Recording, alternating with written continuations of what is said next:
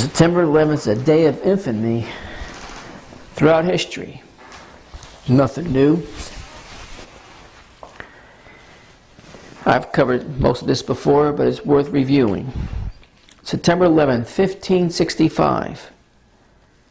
Sultan Suleiman the Magnificent dominated the Mediterranean with intentions of not only invading Sicily, Sardinia, Majorca, and southern Spain, but Rome itself.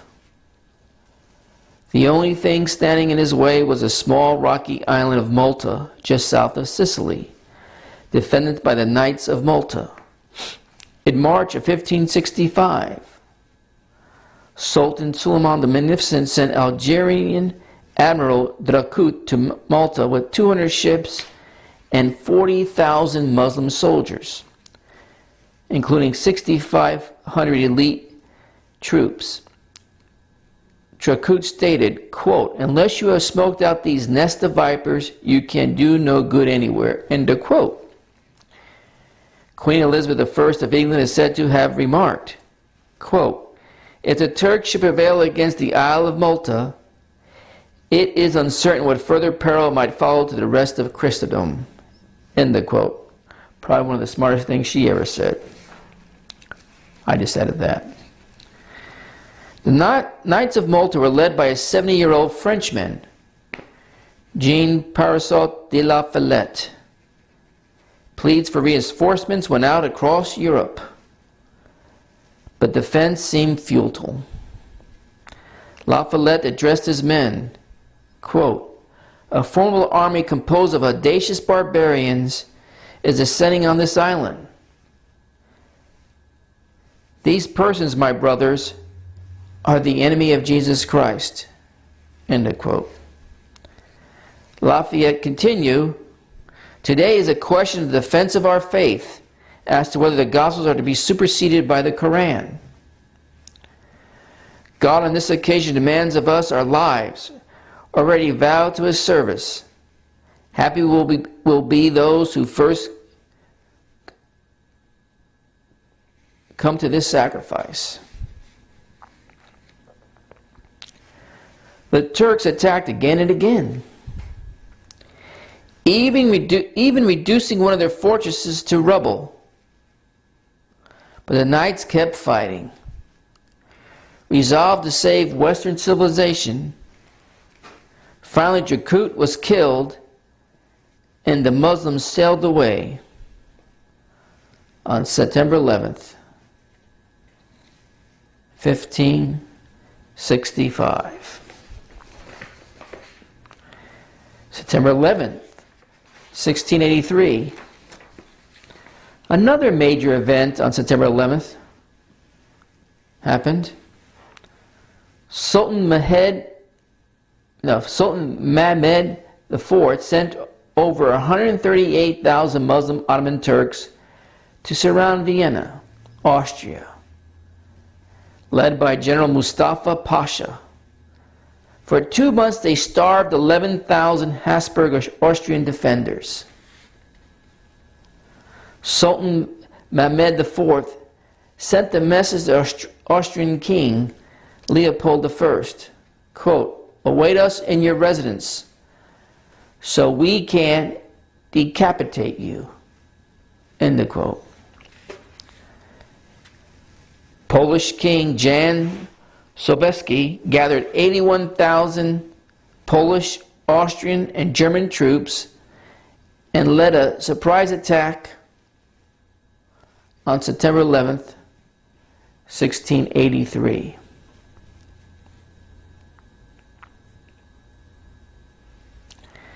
They made one of the largest charges in history. 38,350 cavalry and dragoons. Soldiers had made wings for their backs, which made a thunderous noise when they charged, causing the Turks to flee in confusion. Reminds you of the Gideon story in Judges chapter 6. And how that victory was obtained.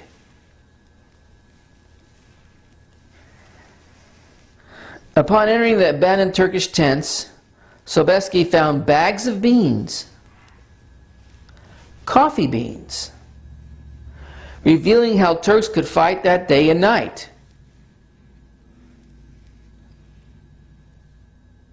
They were living off the caffeine, and they can go day and night, I guess. The beans came from Ethiopia, the one African country which stayed Christian, and the Muslims called them infidels or kafirs, from which the word coffee was derived. The legend is that Pope Clement VIII was petitioned to declare coffee the drink of the devil due to its association with Muslims. But the pontiff tasted it and stated, quote, "This devil's drink is so good, we should cheat the devil by baptizing it," end of quote. Shortly after the victory of Vienna, Polish General Kosciuszko opened Vienna's first coffee houses, and coffee quickly spread across Europe. Something to remember when you have your next cup of coffee, how this whole coffee drink practice started. The Pope and European leaders hailed Jan Sobieski as the savior of Western civilization. The humiliated Muslim army beheaded General Mustafa Pasha and sent his head back to Sultan Mehmed IV in a velvet bag. Hilary Bullock wrote in The Great Heresies, less than 100 years before the American War of Independence, a Mohammedan army was threatening to overrun and destroy Christian civilization. Vienna was almost taken and only saved by the Christian army under the command of the King of Poland on a date that ought to be among the most famous in histories. And this was written in 1938. September 11th, 1683. So, we have an admiral in 1565, September 11th, that was killed and the Muslims sailed away in defeat. Remember the theme here, in defeat. On when? September 11th, 1565. Then we have September 11th, 1683. Another humiliating defeat that the Muslims experienced. Let's move on to September 11th, 1697. Muslim Ottoman Turks dominated Belgrade, Serbia. Since 1521. In 1691, Austria helped free Belgrade, but Muslim Ottoman Turks recaptured and razed the city's buildings to the ground. The Serbian Orthodox Patriarch led thousands to flee to the Austrian Habsburg Empire in the first great Siberian migration. Habsburg Prince Eugene of Savoy led the Holy League to counterattack. Losing 500 men, they killed 30,000 Turks in one of the Ottomans' worst defeat in history. Prince Eugene of Savoy, leading the counterattack, lost 500 men, but they killed 30,000 Turks. It's one of the worst defeats in the Ottoman Empire's existence. And it was at the Battle of Zenta. When? September 11th, 1697. Another humiliating defeat. President Theodore Roosevelt wrote in his 1916 book, Fear God and Take Your Own Part, From the hammer of Charles Martel to the sword of Jan Sobieski, Christianity owed its safety in Europe to the fact it could and would fight as well as the Mohammedan aggressor. Now, up to this point, they were constantly facing defeat after defeat on this infamous date. So you think it's by accident they would use this date to attack what they consider the great Satan? And that's these United States of America? And that's what they did. We would say on the street, they're trying to rub it in your face. And that's exactly what they were doing. They were going to take this date of defeat after defeat and make it a victory for them against probably Muslims' greatest enemy of all time outside of Israel in the Middle East, and that is the great Satan. In September 11, 2001, Islamic terrorists hijacked passenger jets. Two were flown in New York's Trade Center, one into the Pentagon, and one crashed in Pennsylvania. President Bush stated, "Freedom itself was attacked this morning by a faithless coward, and freedom will be defended."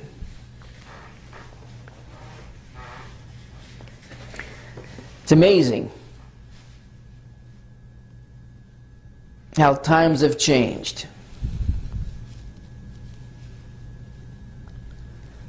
He only thinks freedom was attacked. As you can tell, I'm not a Bush fan, if you've listened to me over the years.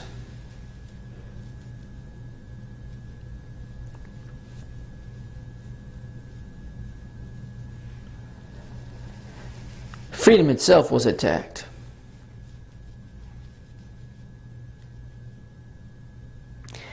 Past battles and wars that were fought, their leaders recognized that Christianity was under attack. And you can say, well, without freedom there is no Christianity. Well, that's fine and dandy if you want to believe that, but Christianity grew under the most oppressed times under the Roman Empire, and it couldn't be stopped. You look at China today, I don't know if you've been following what's happening in China, especially this last year and a half, and especially the last 3 months. Home church after home church, underground after underground church has been closed down, people arrested, people murdered.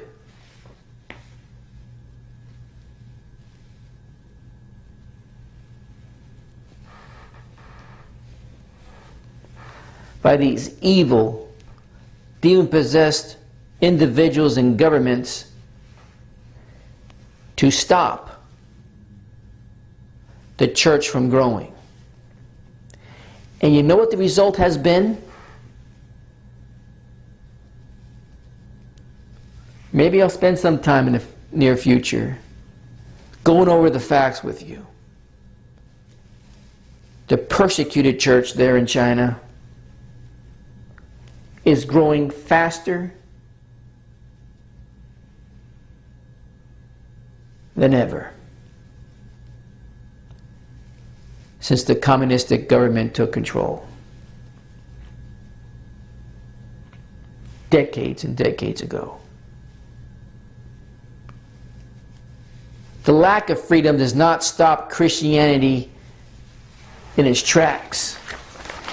Freedom has nothing to do with it. Sure, it makes it easier if you're in a country that practices those freedoms, allow you to practice your religion.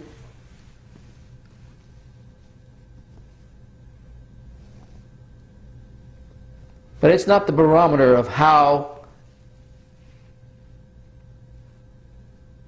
the word is spread and the church grows.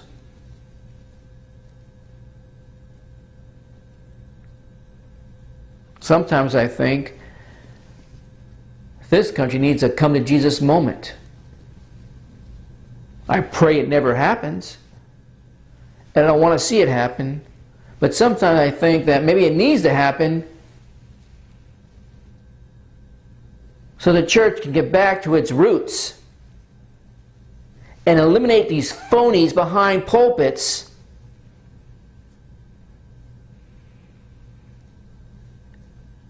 that are nothing more than false shepherds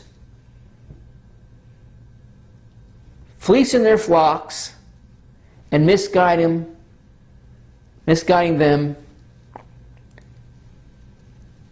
by the twisting of God's word to achieve their purposes. But let me continue. That evening, President Bush stated, "Thousands of lives were suddenly ended by evil, despicable acts of terror. Pictures of planes flying into buildings, fires burning, huge structures collapsing have filled us with disbelief, terrible sadness, and a quiet, unyielding anger." President Bush continued, another dumb statement. I'll quote it. Quote, America was targeted because we're the brightest beacon for freedom and opportunity in the world.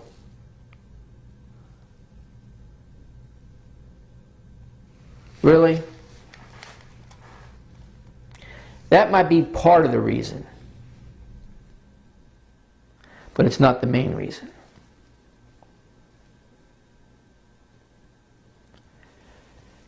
America was targeted because the message of the good news of the gospel of Jesus Christ has been sent forth by this country more than all the other countries combined. And Satan and his evil minions know that. And if anything holds back the spread of Islamic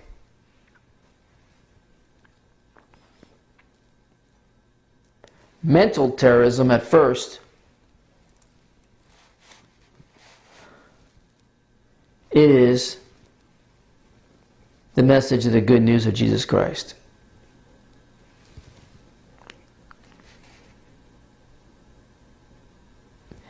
Now, Islam and its followers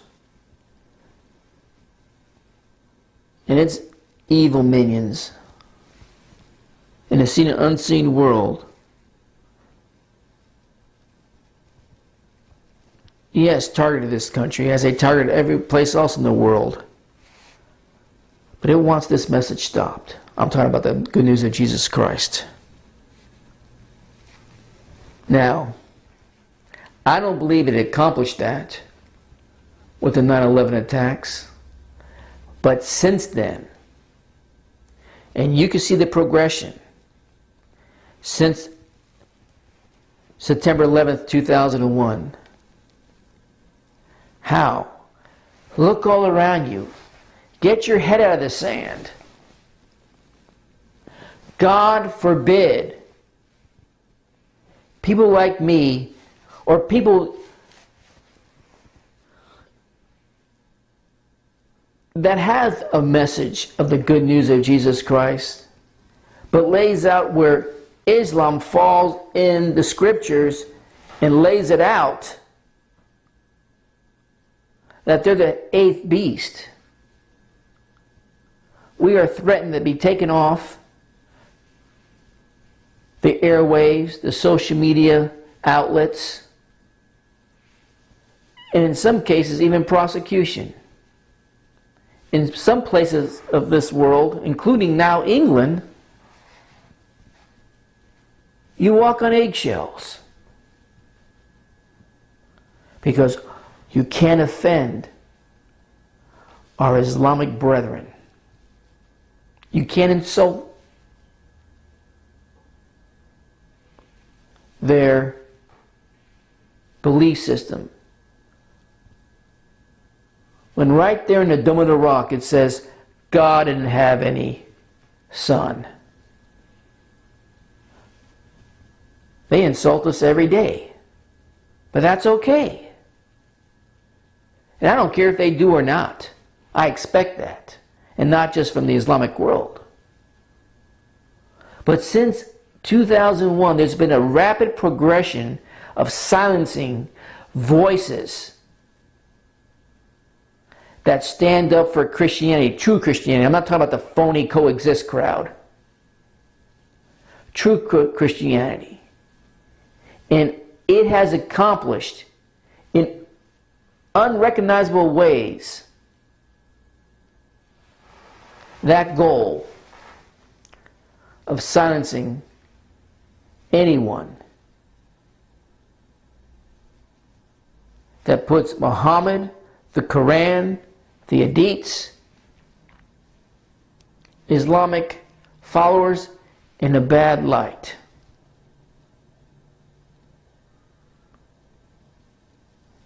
Don't you see how the news media has stopped reporting on Islamic terrorism for the most part?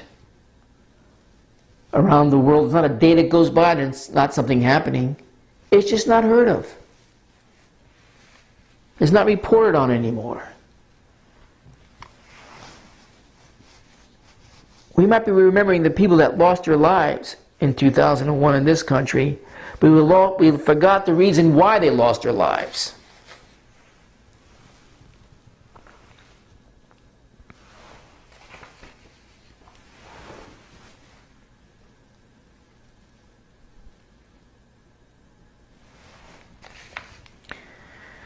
September 11, 2012, the UN Universal Declaration of Human Rights, written with the help of Eleanor Roosevelt, was adopted by the UN General Assembly. This is September 11, 2012. Nobody paid attention to this. Not this part, but what I'm about ready to read you. The UN Universal Declaration of Human Rights, written with the help of Eleanor Roosevelt, was adopted by the UN General Assembly on December 8, 1948, without referencing the Creator as a source of rights. Like the U.S. Declaration of Independence, the UN Universal Declaration of Human Rights includes articles such as Article 18. Everyone has the right to freedom of thought, conscience, and religion. This right includes freedom to change his religion or belief. That was written back in 1948. But this conflicted with Islamic Sharia law, which imposes the death penalty for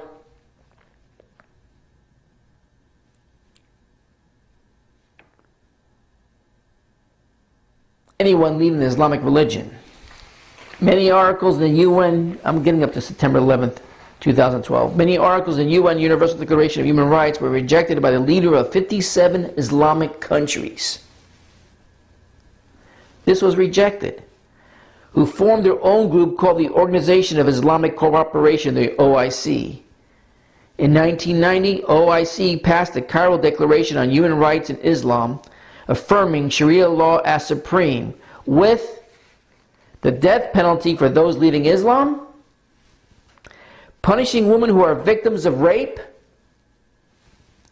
allowing men to be polygamous, permitting wife beating, censoring speech insulting Islam. On December 12, 2011, Secretary of State Hillary Clinton began a 3-day, thank God she didn't become president, began a 3-day closed-door meeting with the OIC, promising to support their Istanbul process to universally criminalize speech insulting Islam, effectively enforcing the dhimmi status on the non-Muslims worldwide. By definition, the Christian gospel insults Islam. If someone in a Sharia-controlled country proclaimed Jesus Christ more than a prophet, but also the Son of God who died on the cross to pay for the sins of the world, it would mean the death penalty. In fact, all speech contrary to Islam insults Islam. At the end of the meeting, OIC Secretary General, I cannot even pronounce his name, I'll give it a try, Isangulu, stated, quote, the Istanbul process initiated with Secretary of State Hillary Clinton must be carried forward. Clinton added, quote, we now need to move to implementation. End of quote. In the following months, Hillary Clinton's State Department ignored repeated requests for security by Ambassador Chris Stevens in Libya. He was killed with several others in the Benghazi attack on September 11th, 2012. The night of the attack, Secretary Clinton's State Department, you know this, if you listen to the news the last few years, blamed the video, and they shortly after sent memos to YouTube and Google recommending they censor speech insulting Islam. Consistent with promises made at the OIC Istanbul process meeting, U.S. Ambassador to the United Nations Susan Rice added to this narrative, as did President Obama when he told the UN General Assembly September 5th, 2012, quote, the future must not belong to those who slander the Prophet Islam. End of quote. What does that mean? Christianity doesn't have a future.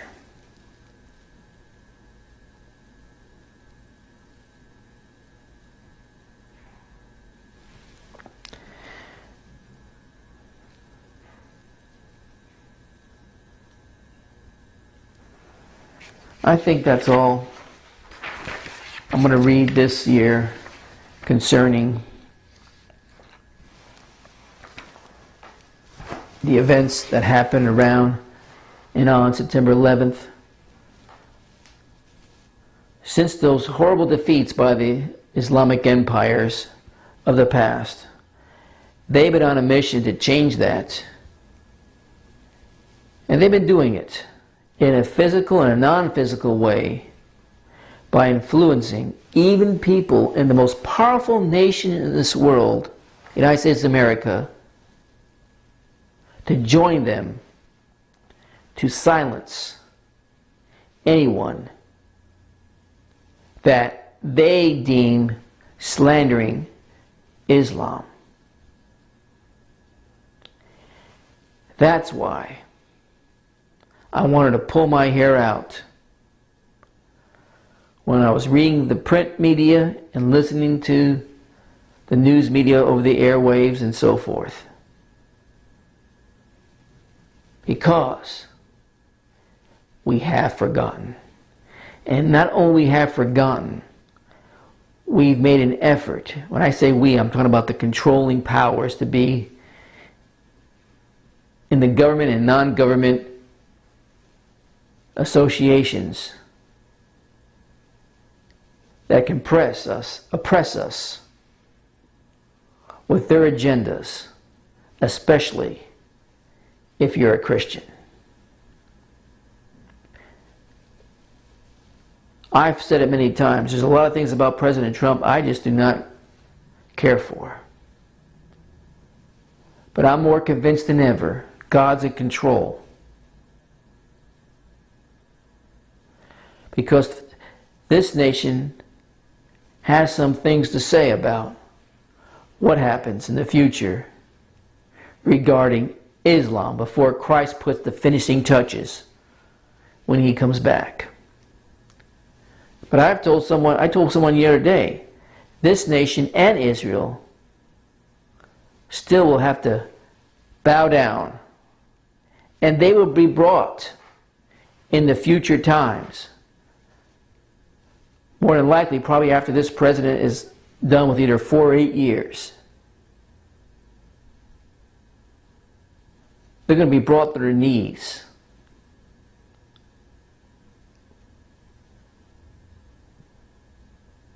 Because of their wandering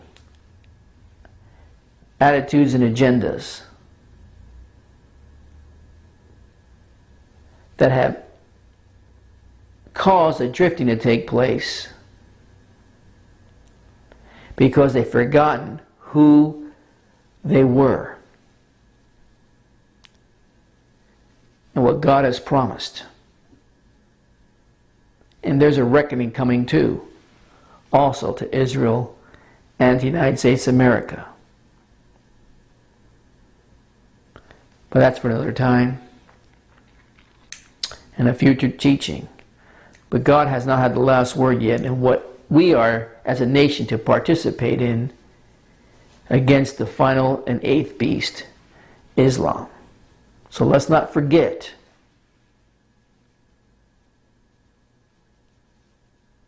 what September 11th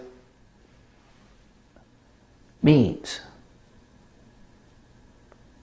especially how the Islamic world perceives it. And I've been studying and I've been postponing it because I keep going back and forth. Years of research, trying to gather all the data. And I think what drives this date more than anything else, because the unseen world knows the significance of it, is because Christ was born on September 11th at a particular year. But I'll get back to that also in the future. But for now, I want to hear from you. Play a song.